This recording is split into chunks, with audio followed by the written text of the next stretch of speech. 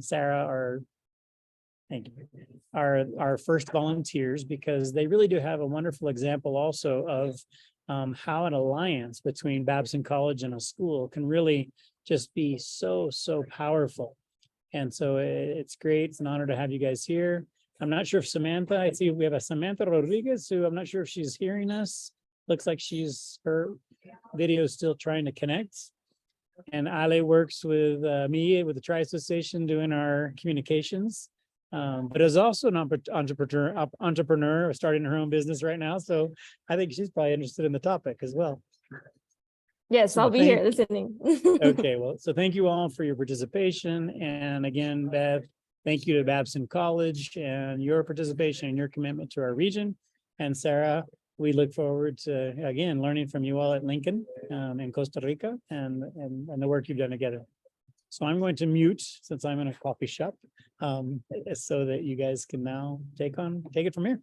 That's great. Thank you so much, Michael. Before we begin, I wanted to ask Pasquale and Samantha, did you guys go to the association, the conference in Panama? Did you see our talk?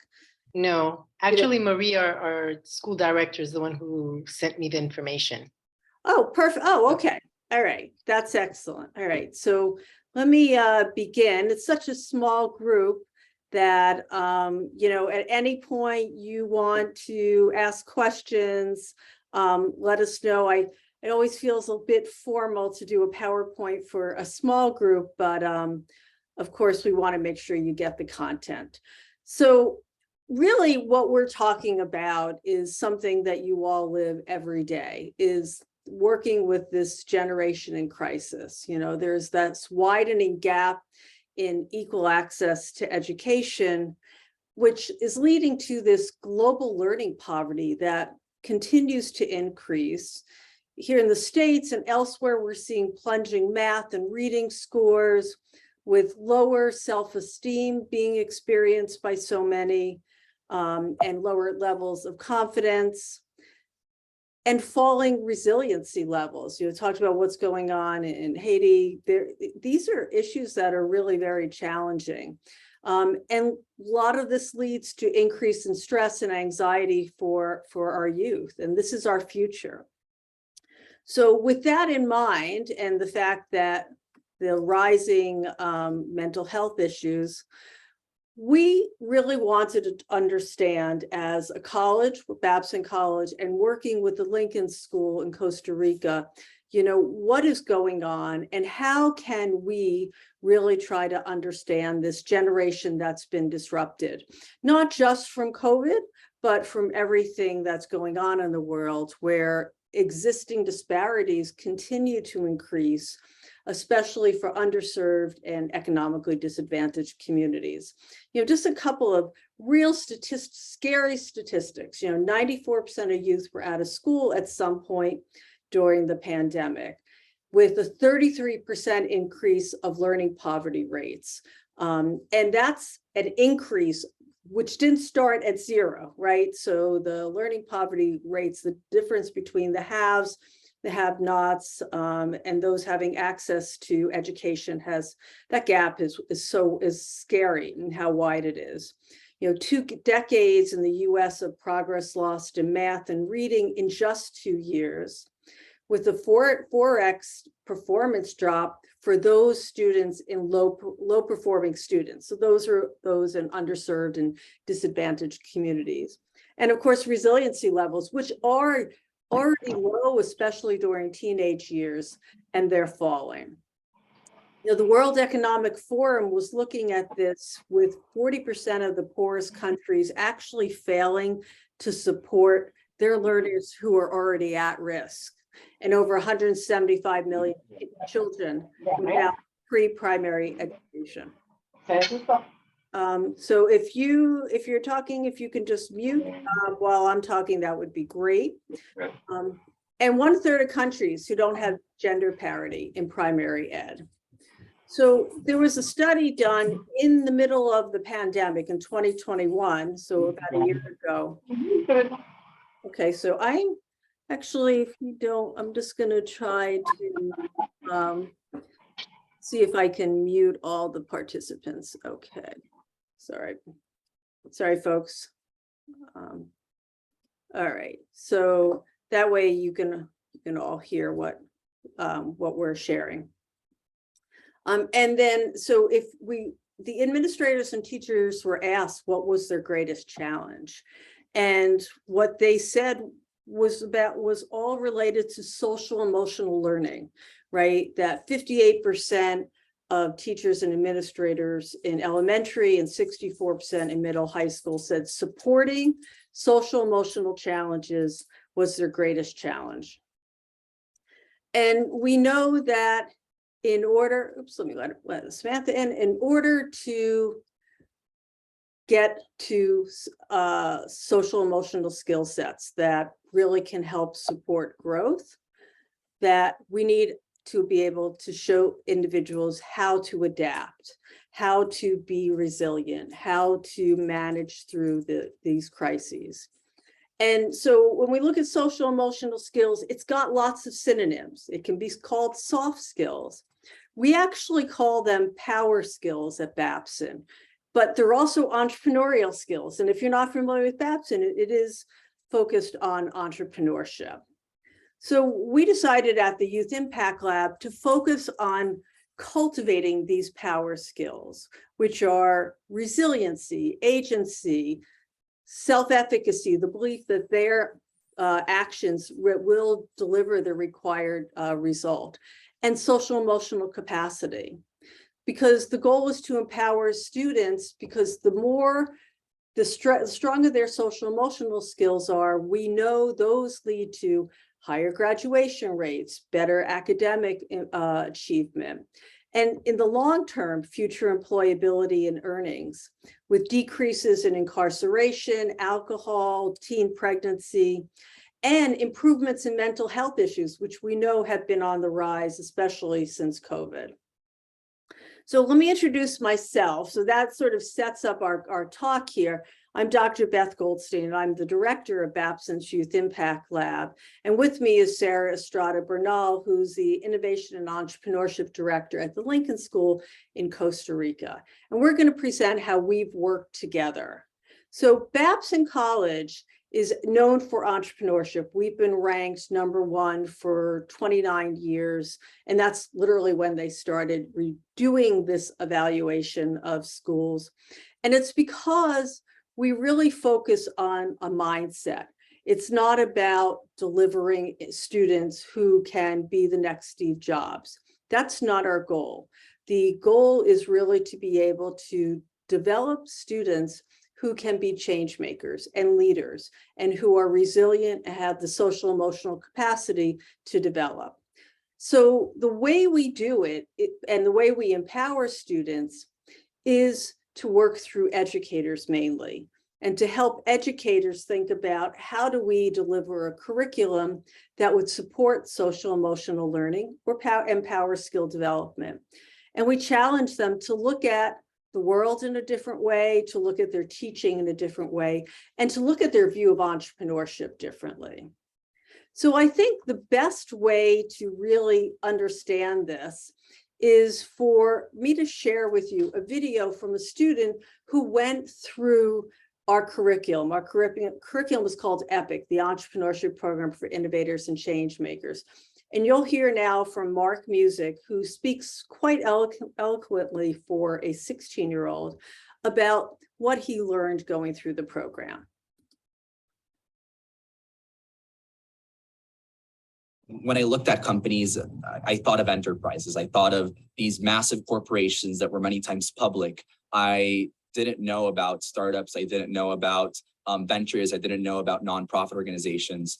And being able to make social impact the main purpose for your project was very freeing for me, because it gave me motivation. And that in itself is one of the most important things when you're starting a business. And that's something that EPIC teaches you, is you really have to fall in love with your idea and be able to fight for it and be able to love it from start to finish.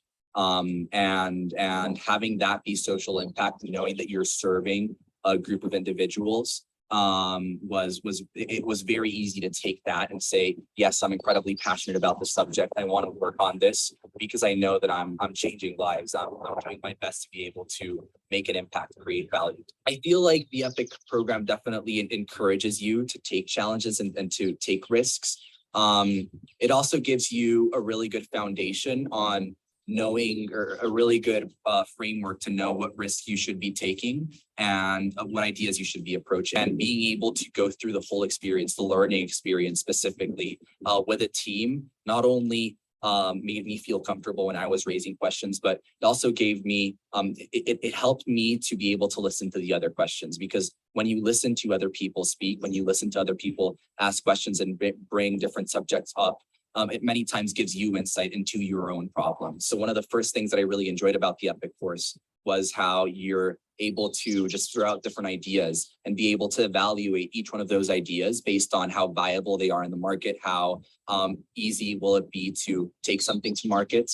And based on that framework, you can then choose a specific idea and run with it, really. And I feel like that was very helpful when I was trying to pick a business, pick a project to work on. Problem solving is definitely something that you have to do collaboratively. I mean, ultimately, the more people you have on a project, especially I worked with another individual, but I know many projects worked with 3 individuals, the better it was in general.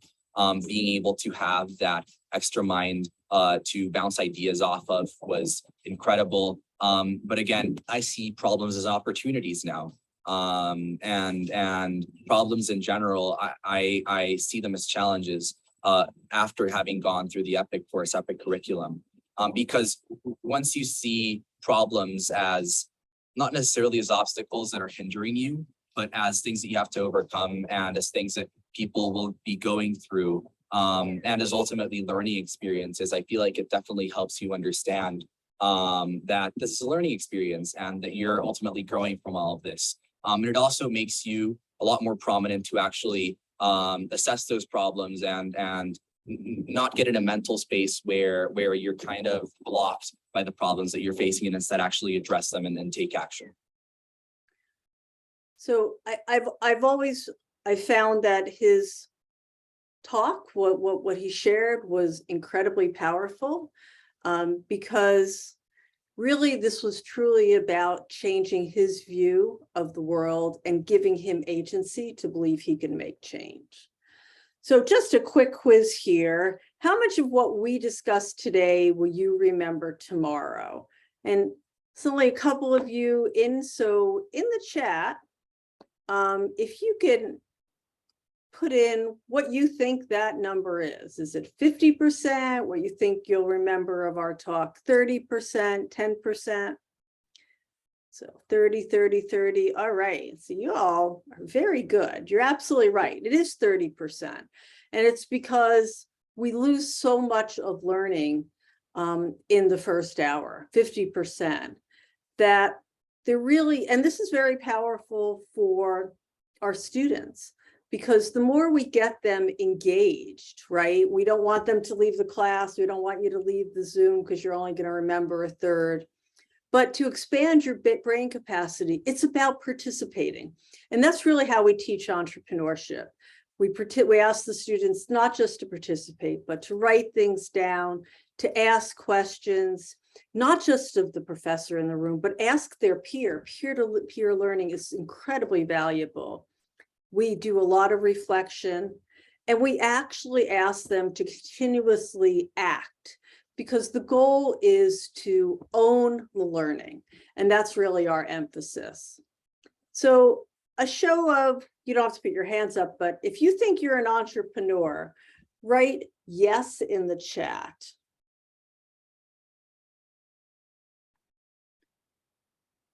All right, so 2 out of 3. Nope, Michael doesn't think himself as an entrepreneur. We'll see if you feel differently when we're done. But hopefully some of you obviously do. So complete the sentence in the chat. An entrepreneur is somebody who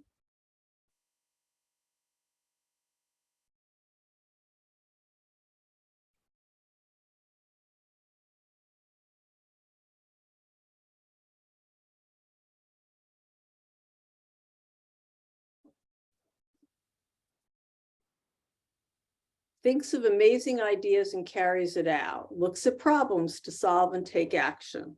Okay. Any other comments on what you think an entrepreneur is? So finds a solution and makes it a business. Ah, interesting.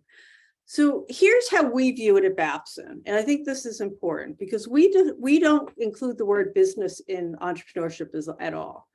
It's entrepreneurs are people who use their skills, their knowledge, and their experience to organize the resources, what they have at hand, serving as leaders who can then act on opportunities. And we saw that. You definitely talked about opportunities that create both social and economic value. And I want to point out a couple of things here, because we really are trying to create leaders who can figure out, what do I have as a resource, whether I'm wealthy or I have very few resources, I always have something.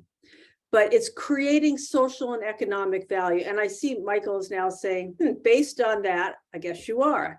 And I've always said that educators are the quintessential entrepreneurs, because there's always risk, there's always opportunities in the classroom. You never know what's going to happen day to day with your students, but the opportunity to help them learn and problem solve based on what you have as resources is really valuable. So I'm glad we at least changed Michael's mind.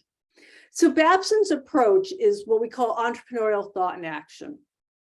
And it's not about a personality trait. We don't believe entrepreneurs are born.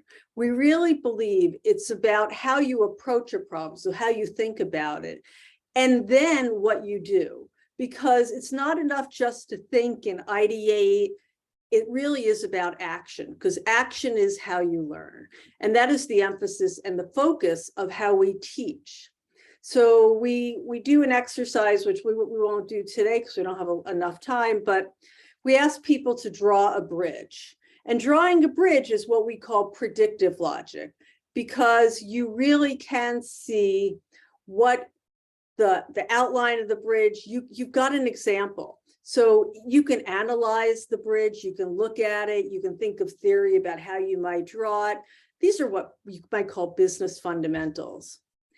But you combine that with creative logic, and we use this as an example. So now draw a way to get across a body of water, get across perhaps the Panama Canal.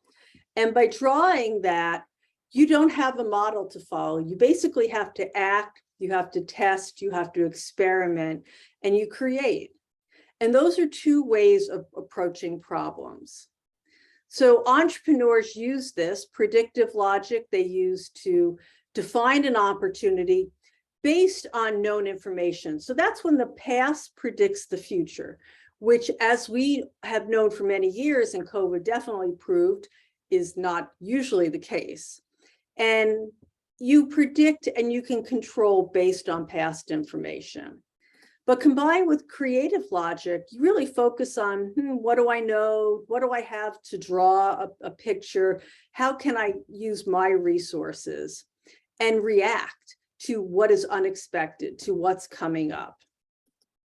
So as you shape that opportunity, what approach is better? Just in the chat, I'd love to see, do you think predictive logic or creative logic is a better way to problem solve?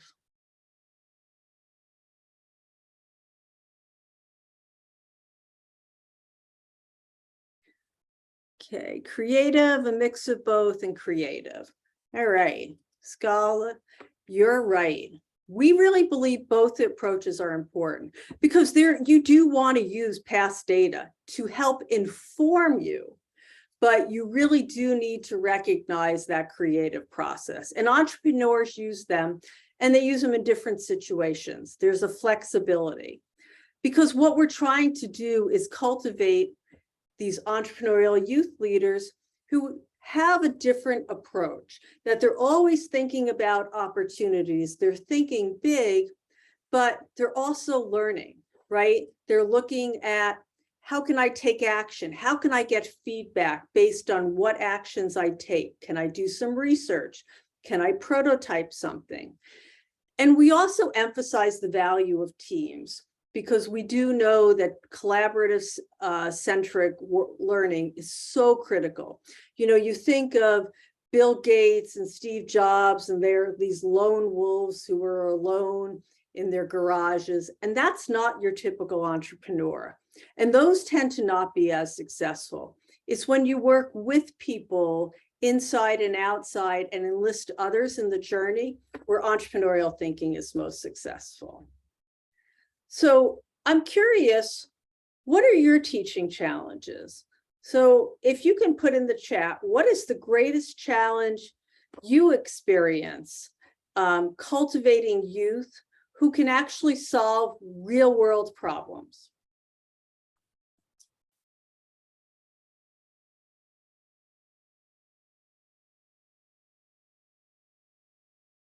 Fear, okay. Lack of confidence, absolutely. We see that all the time. Others, what other challenges are you experiencing? Lack of the want to work. So they if they see it as work, they may not be as passionate. They want it to be easy. School barriers and students who have great ideas and creativity. Yes, we see that. If the culture of the school does not allow students to explore, that could be an enormous challenge. Any other challenges that you see cultivating these change makers? Lack of information and the urgency in problem solving, fear of taking risks again. So fear is a big one. And one of the things we emphasize in our programs is why failure is valued. We do exercises on failure, and we ask students, we try to turn this around. So talk about your greatest failure, and then 15 minutes, 20 minutes later after they've shared, talk about it as your greatest learning experience, because that is how we try to frame failure. Now, it's important that the school culture understands that the parents understand that, and that through this ability to take risk and to experiment, they can find what they're passionate about. So I was going to do this on the Jamboard, but we did it in the chat, which worked great.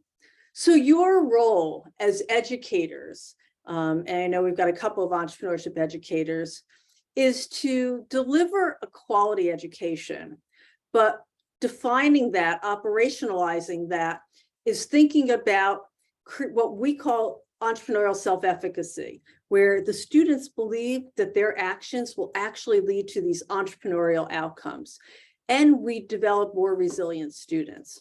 So if the education does that, what you tend to see is venture creation, not necessarily a business, but a problem solving, and a series of problem solving activities that the students engage in. And that feeds back into the education, because now you've got a feedback loop where you're hearing the students get excited that now they don't see it as work, and now they're more engaged. And all of those we know lead to economic growth, poverty reduction, reducing inequalities, basically the UN global goals, which is what we connect in our entrepreneurship curriculum. So we really focus on creating individuals who understand the global goals and see how they can play a role locally in addressing them. So what I now want to cover is Babson's playbook for cultivating entrepreneurial youth leaders. And basically, as I just mentioned before, we cocoon our program in the UN global goals, right? So it's not enough to create economic value or just problem solve. We really want the students to understand what the global goals are and how they can see them, experience them in their own local communities, and be problem solvers. So we created a curriculum called EPIC, which is the entrepreneurship program for innovators and change makers. And it's built on Babson's philosophy around teaching entrepreneurship and the global goals. But we also teach individuals how to become inspired. What do they care about? And how do they understand others who may be experiencing challenges? They go through ideation processes, they learn about social justice and leadership. And then working in teams, they actually pitch an idea that will hopefully lead to this creation of social and economic value. It solves a problem. We teach them market business basics, how do you market this? What might it cost to run this? Because we don't want it to be just an idea, we want it to be sustainable. And in the end, they deliver a social impact project. So our goal is to balance these social, emotional, and leadership skills with business knowledge. And, just for example, some of the activities we do are around behavioral styles. They do peer reviews. They learn to work with each other and through each other and develop their emotional intelligence. But we also do what is traditionally thought of as business education, because we want them to be able to take these ideas and then figure out, how do we brainstorm and problem solve and create solutions? How do we discover more about people experiencing these problems? And they prototype and they pitch and they build a business model so that they can think about the customer and how to get in front of them. And of course, as I mentioned, marketing and finance and assessing, is this feasible? Is this something we really can do, while embracing the fact that failure is just a new beginning. It's just another cycle in the entrepreneurial process. So this is a quote from one of our students. We mainly teach teachers how to deliver our curriculum, as you'll hear more about in a little while from the Lincoln School. But we we have a direct to student course over the summer where students can get 4 college credits. We have a little under 200 students. And this one student wrote to me afterwards. And you may have been reading this quote while I was talking, but one of the things that stood out to me is when she talked about how she learned to view the world in the scope of empathy, how to take action to start or change something she cared about without the fear of failure. And we do know in China, failure is culturally unacceptable.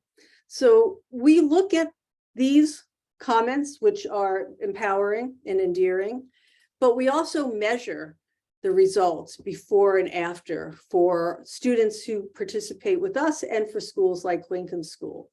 Learning self-efficacy, entrepreneurial self-efficacy, social entrepreneurial intention. So we're really trying to understand, is the program developing these entrepreneurial leaders? So I'm quickly going to go through what we call our 7 rules of engagement. And then Sarah's going to talk more about what the Lincoln School is doing. So rule 1 in our pedagogical delivery is to incorporate experiential learning. If you're familiar with Kolb's experiential learning cycle, which really starts with a concrete experience, this is really the focus. We have the students constantly doing things, team-based activities, presentations, role-playing.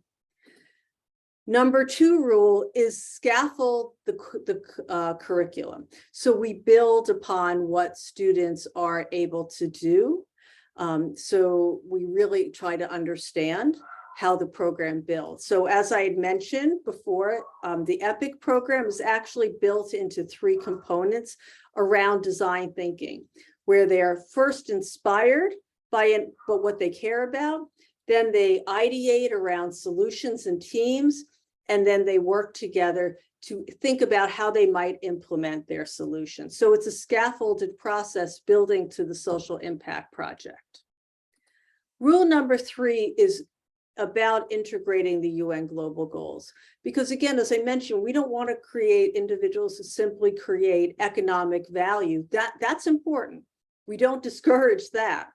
But we want it to be around a problem they can understand. We know this builds change makers and real leaders. So here's students of mine selling different products. These are my freshmen at Babson. Beantown Blankets was a business that was created for every blanket that they sold, because they would sell these products, 1 would be donated to someone in a homeless shelter. So they created these blankets that were warm on one side, waterproof on the other. So very strong on social impact. The buy one, give one model. We have other courses in collaboration with the engineering school and with Wellesley College, where they create food processing machines for women in Ghana. So really, we try to keep emphasizing the support of others in the community. Rule number 4 is around aligning the entrepreneurship content with appropriate pedagogy. So again, if we are trying to develop individuals who are not afraid to fail, who are willing to take risks, then our material and the content we deliver has to align so that they're out experimenting and they're getting comfortable with this in a safe environment, which is really important as they build their leadership skills. Number 5 is always integrate team-based learning. And you hear about these lone wolf entrepreneurs. I discourage that. We have students who say, no, I just want to work on my idea. I don't want to work with others. And we won't let them do that, because such a critical component of learning, as you know, as educators, is working with other people and learning how you can learn from other people and with other people.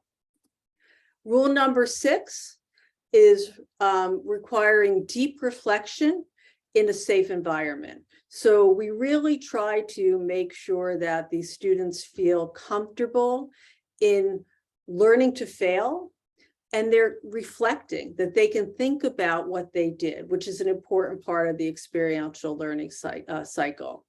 But psychological safety and giving them opportunities to learn through failure is guided, right? So we just don't want them to fail and then get upset. We want them to learn that this is a part of life. And this, by learning young at an early age how to fail properly, will be a very important skill set. And rule number 7 is measure your impact. And we are very big on measuring. We're not simply looking at, oh, did the students enjoy the class? Was the teacher responsive? Yes, those are important. But more important for us is going beyond those outputs. We do pre and post testing to understand changes in attitudes, beliefs, and behavior. And so measuring that, we do interviews or focus groups, we look at their reflection papers, and we measure, as I mentioned earlier, entrepreneurial self-efficacy, learning self-efficacy, and a number of other areas pre and post. So I'm just going to share a couple of quotes from our summer study. This was our high school program where we work directly with students. And I'll pause and let you read a couple of quotes from the students.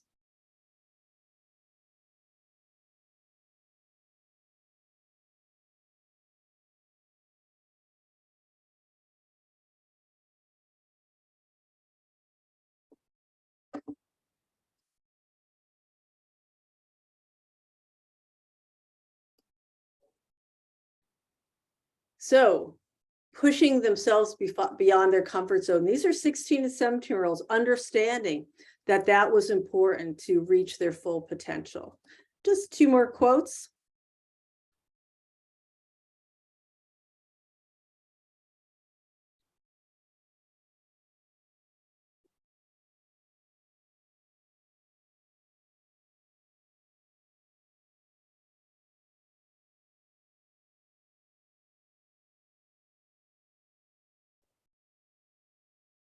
And these quotes are simply examples. We've heard this from many of the students, that they learned how to fail and it wasn't the end of the world, right?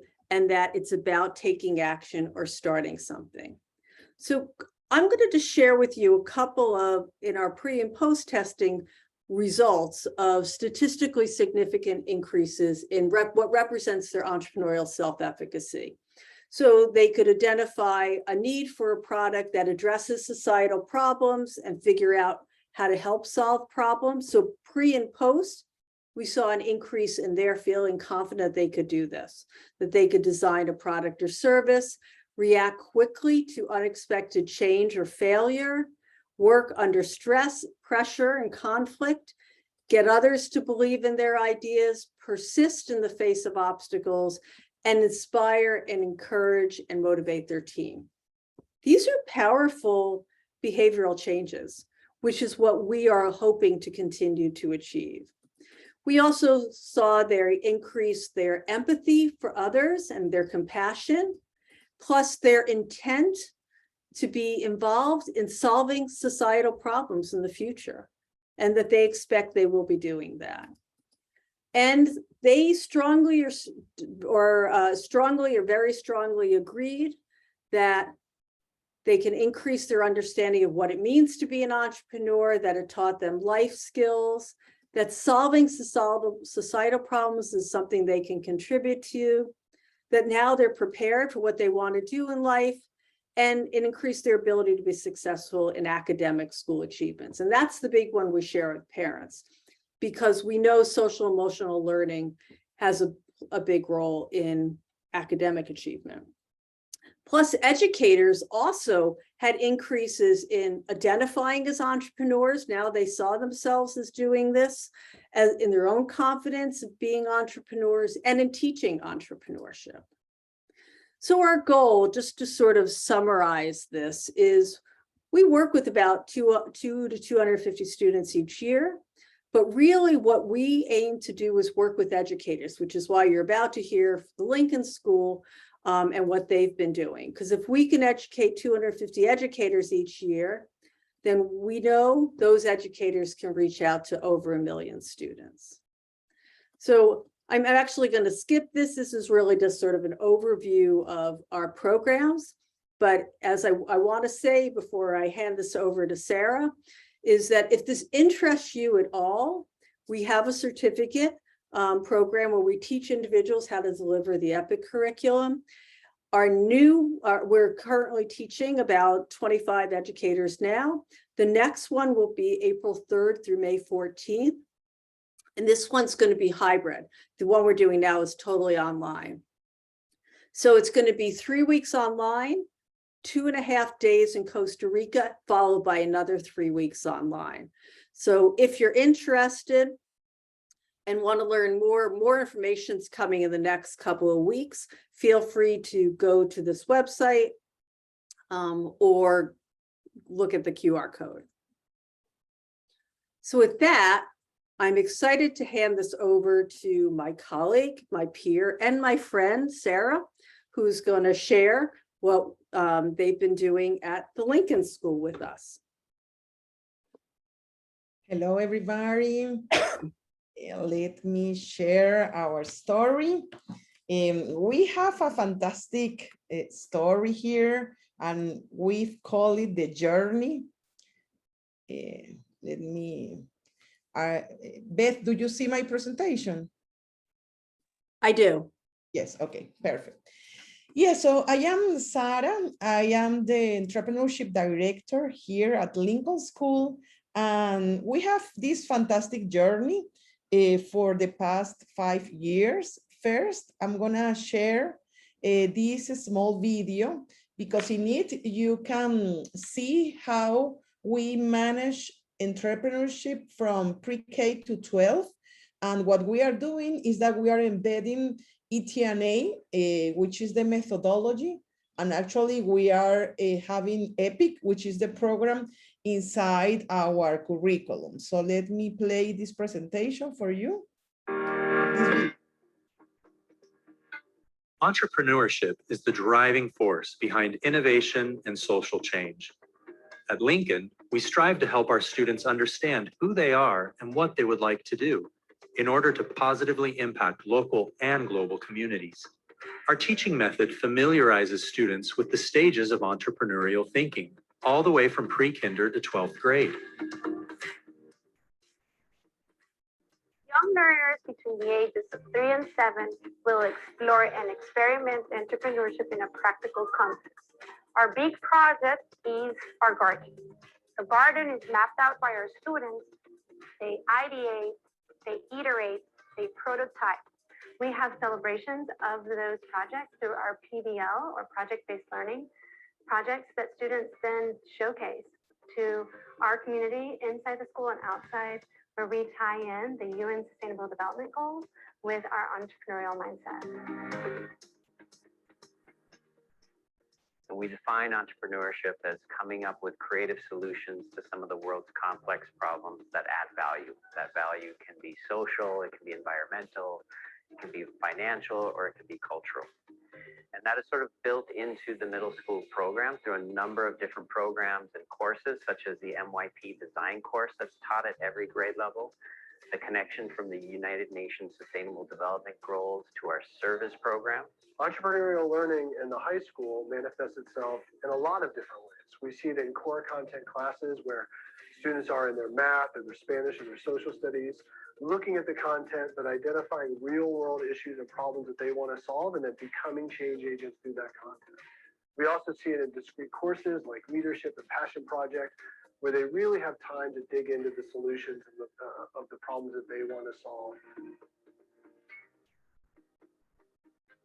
Lincoln School offers an entrepreneurial learning curriculum developed in partnership with Babson College, the global leader in entrepreneurship education. We provide young people with the necessary tools to become the change makers who can solve real life problems and turn ideas into real solutions. Our alliance with Babson started 5 years ago.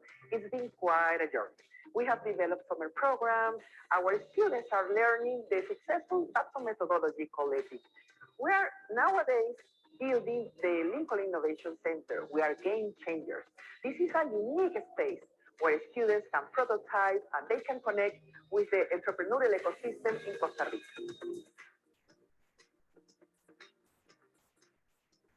We believe in helping our students develop the skill sets and mindsets to bring their passions to life. Their ideas push them around to dream, learn, and build, inspiring and engaging others on the way. So this summarizes what is our spirit, but let me show you how everything started. It began like 5 years ago in 2018. We have this fantastic board. They are always seeking for, quality education. And they were like, which is like the best college or university that we can have an alliance with in order to promote the entrepreneurial education. And then it happens that one of our board member is a board of trustees in Babson. And as I always say, Babson, well, for me, I am Venezuelan, and in Venezuelan, the reputation is quite high because it's been the #1 university for entrepreneurship. Now I know it's a college for the past 29 years.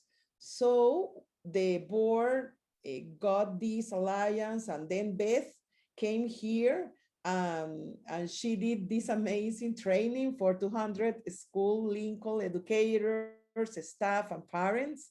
So it was like, the sparkling point where everything started, because after that, I say to people that what you have to do first is train your teachers, because it's like you need to have the majority of the teachers, or this is what we are doing right now, train in EPIC, because then they can embed the whole methodology inside their different classes. So we start with 35 educators and 10 people from different industries. And we start training kids from public schools, because we are a nonprofit school. So what we were doing was training like different kids from different public schools around the country. And then we kept training more educators.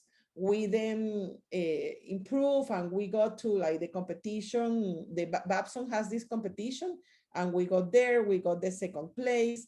And we started like, talking to different companies, but it was in the middle of the pandemic, because everything started on 2020. So imagine having, after this visit, the pandemic start when we were going to do this in person. So we had to do all these trainings virtually, but then now in the year 2022, this is what we've been doing. We've we've developed summer programs. So right now we are gonna be having our third edition of the entrepreneurship summer program. We kept training more teachers. So far, we have trained 69 teachers. Right now, we just finished in our 9th grade. The kids have a mandatory, they see EPIC curriculum in their 9th grade. So now for next February, we're gonna have more students graduating from EPIC. And we have been doing like Dolphin Tank, which is kind of our Shark Tank in a lighter version with 8th graders. We have some elective on entrepreneurship. Of course, what we do with our teachers, because we have teachers from PE, social studies, or biology, or you name it, what we arts and preschool teachers, or what we do is that we are embedding from pre-K to 12 the methodology. The teachers are keeping their training. We are developing, as you could see, the Lincoln Innovation Center, which is a space where we are going to be having maker space, video studios, 3D studios, like robotic rooms, ronetic rooms. So it's a special place where what we are doing is everything that is going to be there. The teachers are going to be certified with the methodology. So every time we have like the same vocabulary across the school. And then, of course, we are doing here in our social park, we are training teachers from the public schools and more students from public schools. So this is the part that Beth was mentioning before, that is how we can magnify the impact of the program by training other teachers and other students. And of course, doing this by having partnerships with different companies in the ecosystem. I have some videos, but I prefer to leave some time from teachers to ask questions. Probably for future, what I would like to mention to you is that this start with training with the teachers, but it is evolving, and every time I am with Beth, we manage to create new things. So for next year, what we are going to be having is like, we're going to be having an EPIC bootcamp, which is that for one day, we're going to be having our juniors and seniors having the EPIC program and then working directly with Babson students, because we are also having some students coming to Costa Rica. So they are going to be working together. We're also going to be having a Babson challenge here in Costa Rica. It's going to be a case study challenge in a day. And we are developing right now an ASCA entrepreneurship challenge so that we can present to those schools in the region and that they can come next April to Costa Rica to have that. And we are working with some Babson students next year for having this mentorship program. So the idea, actually, after Panama, Beth and I, we were talking about how we can get some Lincoln School students to Babson. So we are managing a program next year in July. So this is like the future for next year. And of course, we're going to keep improving the quantity of people, of our teachers that are doing EPIC. So this is something very important for us. And this is why when people ask me where to start, I always tell them, start by taking the certification. So then you can see the difference of the teachers, how they develop this mindset, and then how to have the license inside the school, because what we are doing is that we are having the program with our students. So I would say that is what made us like very into an entrepreneurship. Like nowadays, you can see how my students are like chasing me. I have this happy problem that now I have the Entrepreneurship Society, and it was something that was created by my former students that have taken EPIC. So this is, in summary, what we've got so far. 69 teachers completed the training, 260 students completed the certification, teachers from public school who have been trained, 50 social innovation projects, like all these like 9 projects are receiving mentorship from the business sector.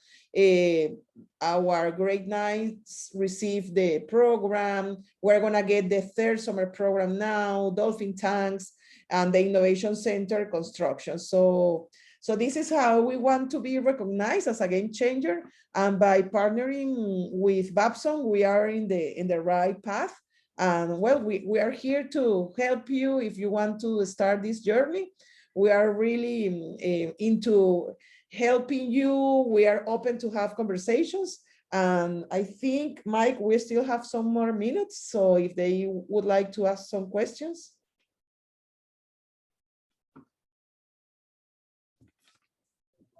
Yeah, Beth and Sarah, thank you very much for sharing. It's very exciting to see all this. And I am eager to make sure we have some time.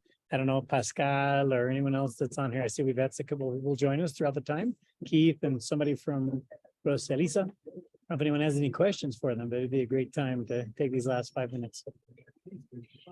Can we have the website again so that we can look for the Absolutely. training? I didn't have the time to write it down all. Yep, I am. Yes, I think I was a little too fast moving that. Put it in the chat. Maybe you can throw it in the chat Yeah. too. That way people can just grab it from there. Yep. This is the chat to learn about the training. And let's see. I'm also putting in the chat our website. But that's the direct, it's a Google form for people to let us know they're interested. Or you could always email me because there's a million ways to connect, but I always love getting on a call with people and saying, hey, this is what we're doing. How can we serve you? Because this is really what we're missioned to do. So I have to say that I was very proud to see the picture of one of my students, my former students, who's actually at Babson. She graduated from Union, is at Babson in your presentation. Which student was that? It's Ariane Raymond. Oh, okay. Excellent. Yeah. She Small went world. yes. I love that.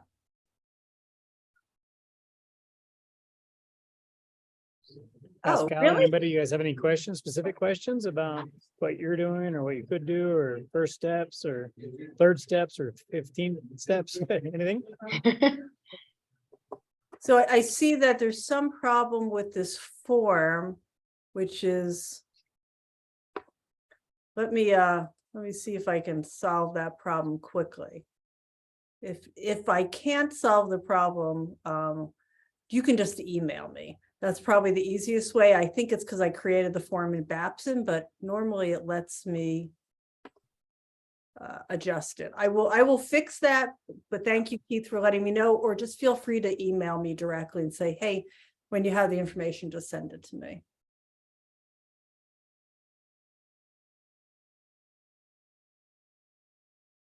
Any other questions we can answer for anybody?